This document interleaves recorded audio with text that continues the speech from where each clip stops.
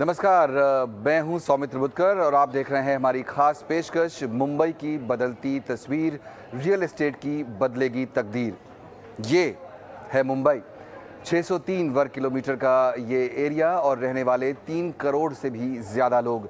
रोज़ाना इस शहर में 80 लाख लोग अपनी मंजिल तक पहुंचने के लिए मुंबई लोकल से सफ़र करते हैं और अपनी ज़िंदगी का औसतन 2 से ढाई घंटा वो लोकल ट्रेन या फिर बस या फिर टैक्सी में सफ़र करने में खर्च करते हैं।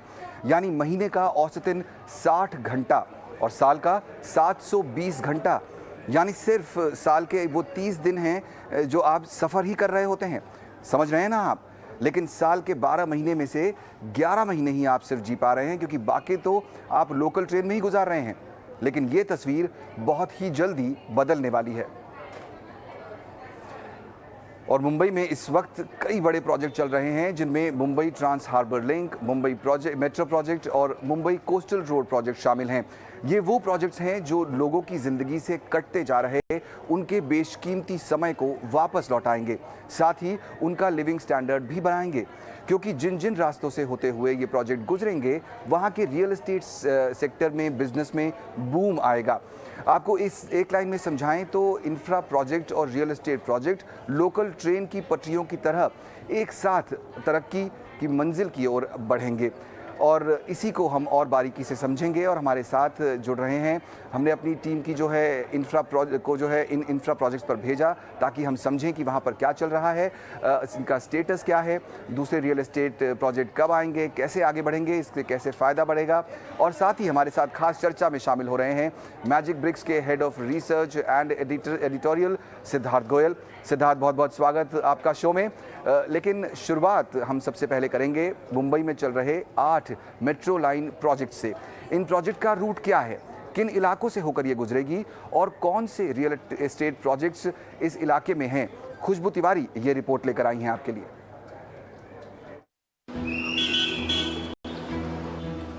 अगले कुछ ही सालों में मुंबई नई सूरत के साथ उभरने वाली है। जल्द ही मुंबई मेट्रो की नई लाइंस शुरू होंगी, तो वहीं नवी मुंबई में इंटरनेशनल एयरपोर्ट से इस इलाके में भी लोगों की दिलचस्पी बढ़ी है।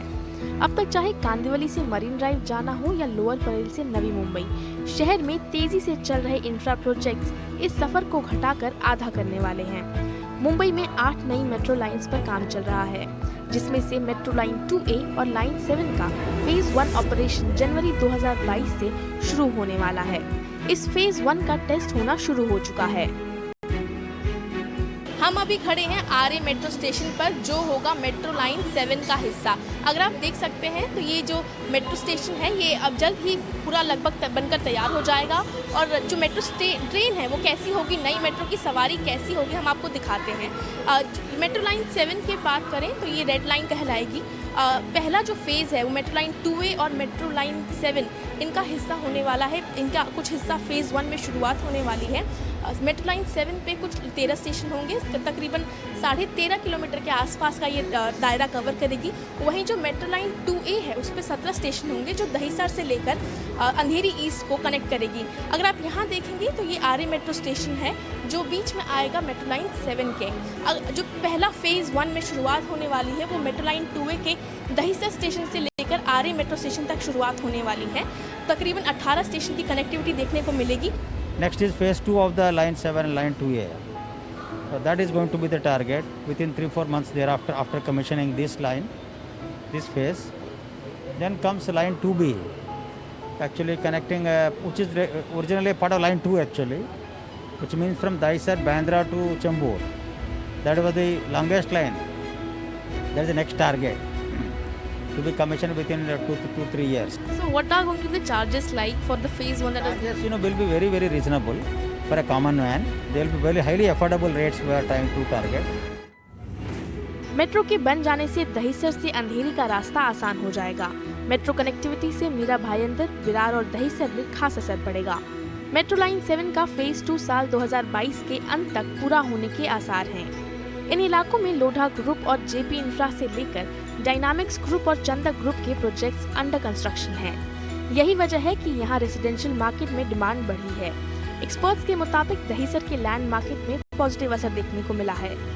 मीरा भाईंदर और विरार में पिछले 4 सालों में फ्लैट्स की कीमतों में 20% का उछाल आया है, जबकि दहिसर में कीमतें 9% बढ़ी हैं। मेट्रो लाइन 5 और 4 से ठाणे और कल्याण में भी कनेक्टिविटी आसान हो जाएगी। वहीं ठाणे बोरीवली लिंक रोड के बन जाने से अभी 1 घंटे की यात्रा 15 से 20 मिनट में सिमट जाएगी। पिछले 4 सालों में ठाणे पूर्व में फ्लैट की कीमतें 13% बढ़ी हैं, तो वहीं ठाणे पश्चिम और कल्याण में 8% का उछाल देखने को मिला है। यही वजह है कि इस इलाके में भी नए IT प्रोजेक्ट आ रहे हैं। वहीं कल्पतरू, लोढ़ा ग्रुप और रेमंड रियल्टी भी नए रेजिडेंशियल प्रोजेक्ट्स डेवलप कर रहे हैं। खुशबू तिवारी, ET नाउ स्वदेश। सिद्धार्थ, हमने देखा कि किस तरह से डेवलपमेंट हो रहा है मुंबई में, एक नई मेट्रो लाइंस जो बन रही हैं। How do you think it will change the face of the city? Do you think this is the need of the our and now when this line will be ready, लोग travel करना शुरू करेंगे यहाँ पर, तो जाहिर तौर पर इन लाइन्स के आसपास प्रॉपर्टी की कीमतें भी बढ़ेंगी। How do you see the change coming up in the whole infra space and in the real estate market along these lines? So I see, this is not just the need of the hour. This was actually the need of the hour 35 years ago.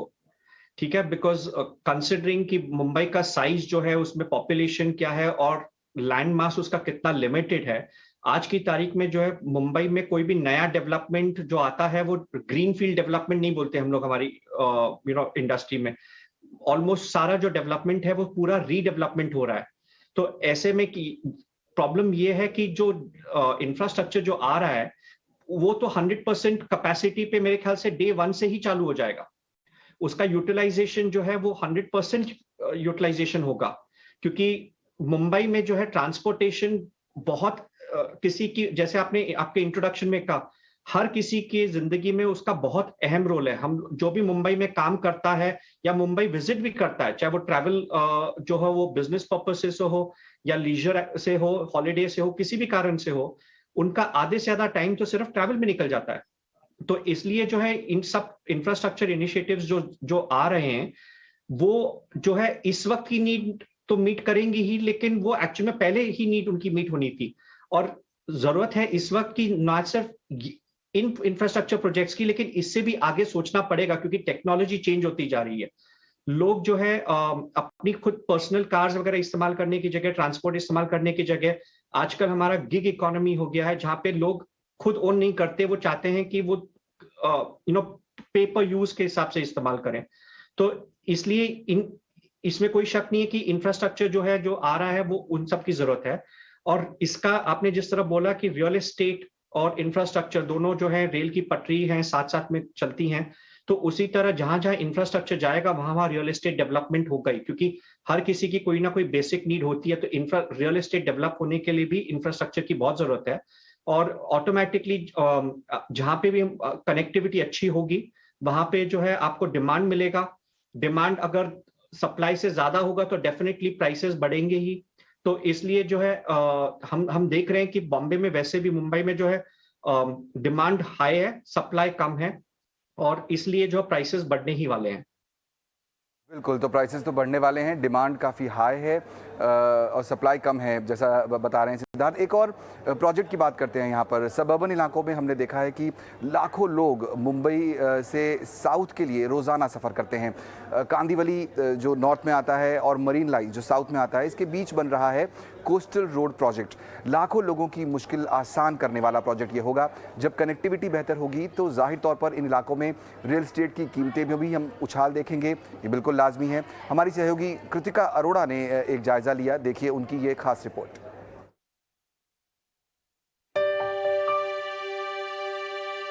Mumbai, जिसकी आबादी 3 करोड़ से ज़्यादा है, जहाँ पे लोगों को घंटों लग जाते हैं एक जगह से दूसरी जगह तक जाने के लिए, यहाँ पर एक मेगा इंफ्रास्ट्रक्चर ट्रांसफॉर्मेशन होने वाला है, क्योंकि सरकार ने कुछ ऐसे प्रोजेक्ट शुरू करे हैं जिनकी मदद से ये शहर डीकंजेस्ट हो सके। ये प्रोजेक्ट्स हैं Mumbai coastal road project, Mumbai trans harbour link, metro lines और नवी मुंबई इंटरनेशनल एयरपोर्ट। आज हम यहाँ पे खड़े हैं कंस्ट्रक्शन साइट के मुंबई कोस्टल रोड प्रोजेक्ट की वर्ली में। ये प्रोजेक्ट जो है वो साउथ मुंबई को डायरेक्ट कनेक्टिविटी देगा कांदिवली से, और मुंबईकर्स के लिए ट्रैवल टाइम रिड्यूस कर देगा 40 मिनट तक जो कि अब वो लगाते हैं 2 घंटे साउथ मुंबई से कांदिवली तक जाने में। कोस्टल रोड प्रोजेक्ट की लंबाई 22 किलोमीटर है, जो साउथ मुंबई के मरीन लाइन से शुरू होकर पश्चिमी उपनगर कांदिवली को जोड़ेगा। इस प्रोजेक्ट को 3 हिस्सों में बांटा गया है। पहला मरीन लाइन से वर्ली, दूसरा वर्ली से वर्सोवा और तीसरा वर्सोवा से कांदिवली। इस पूरे प्रोजेक्ट पर 12,000 करोड़ रुपए से ज्यादा खर्च होंगे। ये प्रोजेक्ट का यूनिकनेस ऐसा है कि साउथ मुंबई में जो ग्रीन स्पेस चाहिए वो अराउंड 60-65 हेक्टर्स की ग्रीन स्पेस बनने जा रही है। और जो सी वॉल का इरोजन, सी शोर का इरोजन होता है किनारे का, तो हम लोग उसके लिए एक सी वॉल बना रहे हैं थोड़े ऊंचाई पर। जो एग्जिस्टिंग लेवल जो है मरीन ड्राइव और हमारे वर्ली में एग्जिस्टिंग प्रोमेनेड का जो 7 मीटर सीढ़ी लेवल है, उसके ऊपर जाके अबाउट 8.5 मीटर सीढ़ी में हम ये सी वॉल का जो प्रोमेनेड आएगा उसका लेवल बना रहे हैं। उसके लिए बड़े बोल्डर्स यूज़ किए जा रहे हैं, उससे किनारे का इरोजन कम हो जाएगा। अधिकारियों के मुताबिक इस कोस्टल रोड के बनने से साउथ मुंबई से नॉर्थ मुंबई तक का ट्रैवल टाइम 70% कम हो जाएगा, जबकि ईंधन की खपत 34% घट जाएगी। वहीं इस कोस्टल रोड और वेस्टर्न एक्सप्रेसवे पर बन रहे डेडिकेटेड बस लेन से हाईवे पर ट्रैफिक में भारी कमी आएगी। इस प्रोजेक्ट से शहर में ट्रैफिक का बोझ घटेगा। वहीं कंपनियों के मुताबिक इस प्रोजेक्ट की वजह से कनेक्टिविटी बढ़ने से रियल एस्टेट को काफी फायदा मिल सकता है। कोस्टल रोड परियोजना का ड्रीम प्रोजेक्ट साल 2011 से पाइपलाइन में है। इस महत्वाकांक्षी परियोजना का मरीन लाइन तक का पहला हिस्सा 2023 तक पूरा होने की उम्मीद है, लेकिन ये लगातार विवादों में भी रहा है, चाहे खर्च बढ़ा चढ़ाकर बताने के आरोप हो या पर्यावरण एक्टिविस्टों के उठाए मुद्दे। इस प्रोजेक्ट का पूरा होना मुश्किल बना हुआ है। बहरहाल ये प्रोजेक्ट पूरा होने के बाद मुंबई के जीने और सफर करने का तरीका जरूर बदल जाएगा। इस प्रोजेक्ट में मरीन लाइंस को वर्ली से जोड़ने की जिम्मेदारी बृहन मुंबई म्युनिसिपल कॉर्पोरेशन की है, जिसने दिसंबर 2023 तक इसे पूरा करने का लक्ष्य रखा है। लेकिन बीएमसी का कहना है कि कोविड महामारी की वजह से इसमें थोड़ी देरी हो सकती है। कृतिका अरोड़ा, ET नाउ स्वदेश। सिद्धार्थ, काफ़ी एम्बिशियस प्रोजेक्ट है ये। हमने देखा कोस्टल रोड प्रोजेक्ट जो है, साउथ में ज़्यादातर ऑफिसेज हैं, नॉर्थ में ज़्यादातर लोग रहते हैं मुंबई में, ये हमें क्लियरली पता है। मैं आपसे ये जानना चाहता हूँ कि जब ये प्रोजेक्ट पूरा होगा तो what will be see the growth in residential market और the growth in commercial market? So I don't think there will be a growth in either or. It will be a growth in both. क्योंकि demand जो है वो सारे real estate के लिए है, क्योंकि the beauty of Mumbai is कि it has from a manufacturing hub, it has got converted more into a services hub. जैसे हम इंटरनेशनली भी देखेंगे, सिटीज लाइक लंदन और दुबई और हांगकांग और Singapore, all of these cities, they had started off as a manufacturing hub, and over the years, because general population जो है उनका एजुकेशन लेवल बढ़ा, स्किल लेवल बढ़ा, स्टैंडर्ड ऑफ लिविंग बढ़ता चला गया, and most of the industries have moved out. तो मुंबई में भी जो पहले मिल्स थी, दूसरे डिफरेंट टाइप्स ऑफ फैक्ट्रीज थी, they kept moving away from from South Mumbai towards the suburbs and the far suburbs, and today a lot of them are not even in Mumbai. तो उस हिसाब से क्योंकि demand जो है वो it is for both commercial as well as residential and including even other asset classes जैसे hospitality है, retail है, okay, lot of leisure है, इन सबके लिए बढ़ेगा, because Mumbai, one of the beauties is कि it enjoys a huge coastline. So there are different things to be offered to different people. So correct, like you are saying कि both the opportunities are there, both residential and both commercial opportunities रहेंगी, और ये जब project पूरा होगा तो उससे दोनों तरह के जो कस्टमर्स हैं कहें उनको फ़ायदा होगा ही। एक और स्पेस पर फोकस करते हैं, जो नया प्रोजेक्ट चल रहा है, समंदर का जो एक हिस्सा है उसका एक टुकड़ा पार करने में अभी आपको करीब 1.5 घंटा भर लगता है। नवी मुंबई उसके बाद आप पहुंचते हैं। यह इलाका आने वाले समय में रियल एस्टेट प्रोजेक्ट्स के लिए हॉटस्पॉट बनने वाला है, क्योंकि यहाँ पर बन रहा है ट्रांस हार्बर लिंक, जिससे 1 घंटे का सफ़र 20 मिनट में पूरा हो जाएगा। पूरी प्लानिंग के साथ बसाए गए नवी मुंबई के इलाकों में रेजिडेंशियल और कमर्शियल प्रोजेक्ट्स की सप्लाई में तेज़ी आने वाली है। देखिए खुशबू तिवारी की ये खास रिपोर्ट।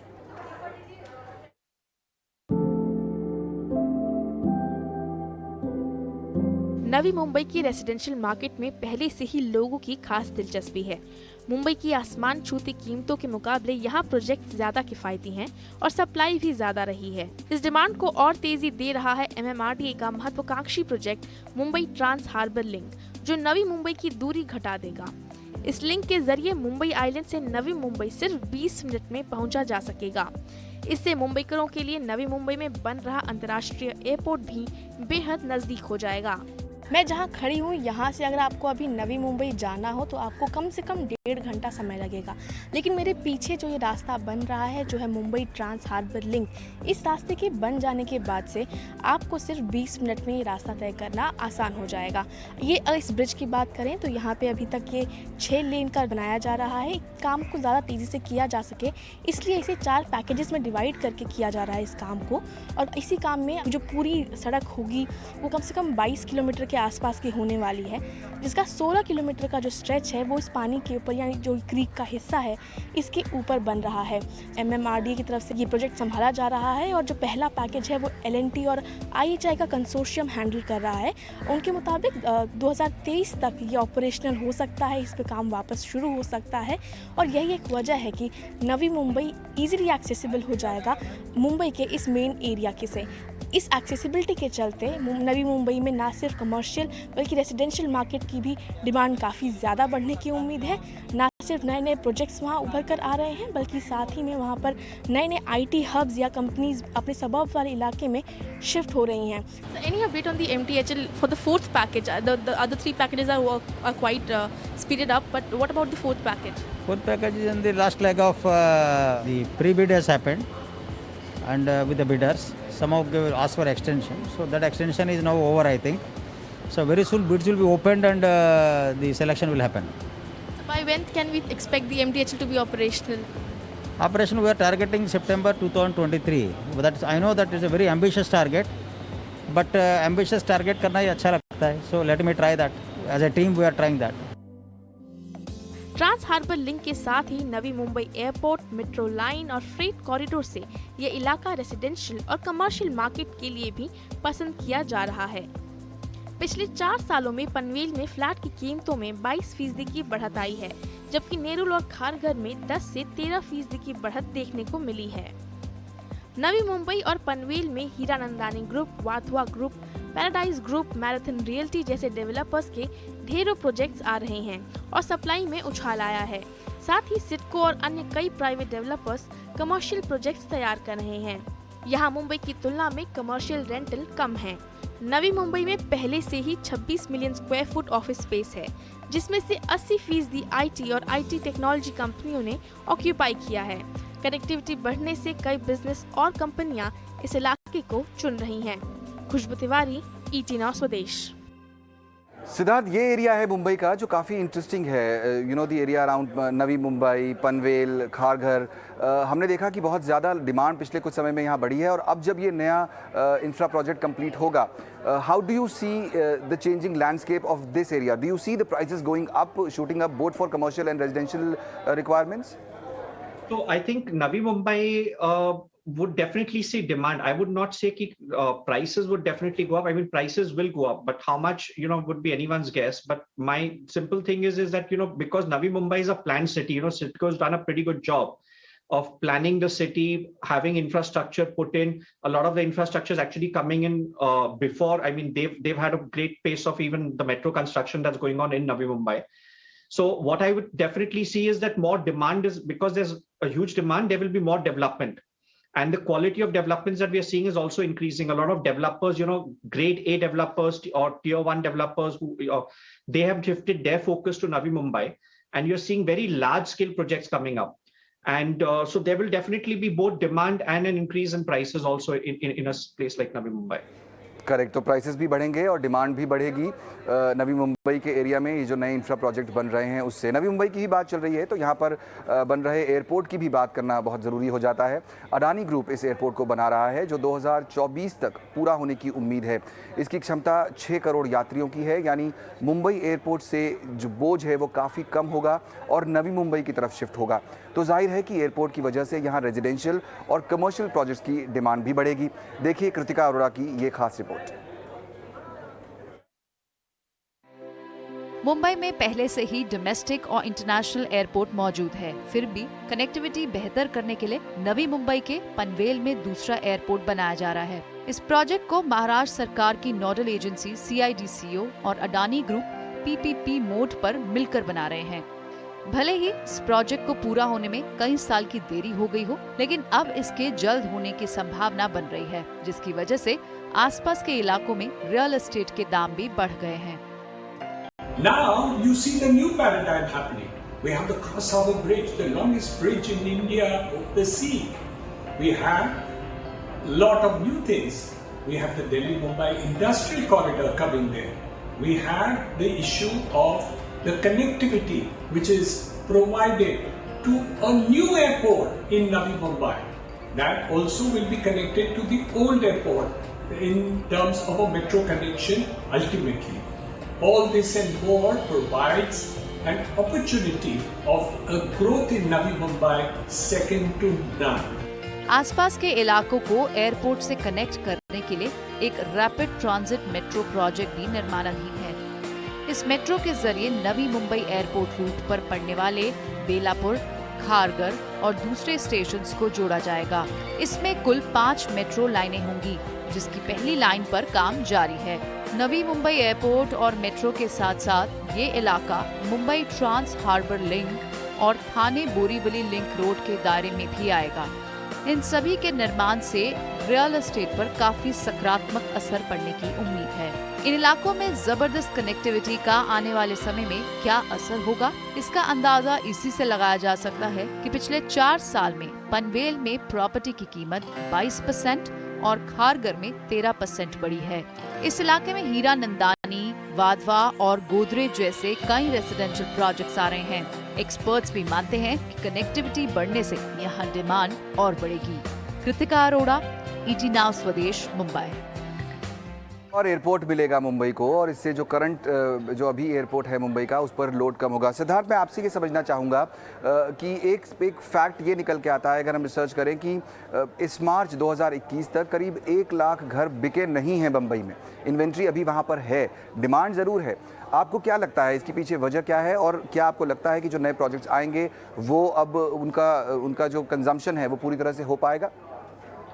हाँ, तो देखिए, नवी मुंबई एक्चुअली मुंबई की प्रॉब्लम ये थी कि जो हम लोग अनसोल्ड इन्वेंट्री की जो बात करते हैं, ये ज्यादातर हमको ये समझना है कि अनसोल्ड इन्वेंट्री किस टिकट साइज में है। और प्रॉब्लम यही आया था कि कई डेवलपर्स ने जो है, ये हिस्टोरिक प्रॉब्लम है, पिछले 5-10 साल की प्रॉब्लम है, जहाँ पे ज्यादातर प्रोजेक्ट जो लॉन्च हुए थे वो हाई एंड भी ही नहीं, लग्जरी सेगमेंट में लॉन्च हुए थे। जबकि मुंबई का डिमांड जो है, आई मीन दो इट्स अ फाइनेंशियल कैपिटल, दो पर कैपिटा इनकम हाई होगी, डिमांड जो है कंसिडरिंग द पॉपुलेशन, सारी की सारी डिमांड जो है वो लग्जरी सेगमेंट में नहीं थी। तो अगर आपका सारा सप्लाई जो है या ज्यादातर सप्लाई जो है वो लग्जरी सेगमेंट में आ रहा था या हाई एंड सेगमेंट में आ रहा था, तो उधर की डिमांड जो है वो सप्लाई ने ऑलरेडी मीट कर दी और एक्सीड कर दी। इसलिए जो है हम लोग जो बोलते हैं कि मुंबई में अभी भी डिमांड है, वो डिमांड जो है वो अफोर्डेबल और मिड सेगमेंट में है। और वहां पे अगर आप देखेंगे तो इन्वेंट्री जो है प्रैक्टिकली जीरो होगी, अनलेस ये सेकेंड होम है जो MMR लोकेशन में, MMR रीजन में है, लेकिन Mumbai city, not I mean forget island city, suburbs में भी नहीं है, वो उससे बियॉन्ड है। तो सेकेंड होम्स की इन्वेंट्री अगर हम इंक्लूड करते हैं तो वो हाई होगी, लेकिन 90% अफोर्डेबल और मिड सेगमेंट के जो घर है, 95%, 98% होगा मोस्टली, वो सारे बिक गए हैं। तो इसके लिए अभी कोई भी नया प्रोजेक्ट जो लॉन्च होगा इस सेगमेंट में, जो टारगेट करेगा इस ऑडियंस को, वो जो है वो सारे के सारे सोल्ड आउट हो जाएंगे। तो इसलिए जो है स्कोप बहुत है, और दैट इज द ब्यूटी की जो इंफ्रास्ट्रक्चर जो आएगा वो that will make things affordable, reachable, and specially go to places like आपकी रिपोर्ट में बताया गया था कि पनवेल, खारगर, इधर जो प्राइसेस इंक्रीज हुई वो क्यों हुई? क्योंकि डिमांड है अभी भी।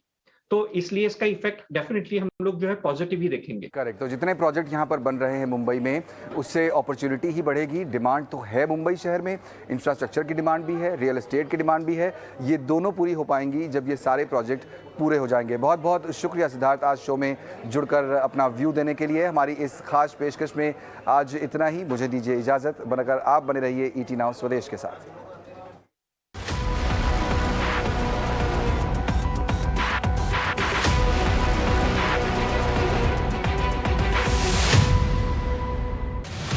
देश बदल रहा है और बदलाव की ये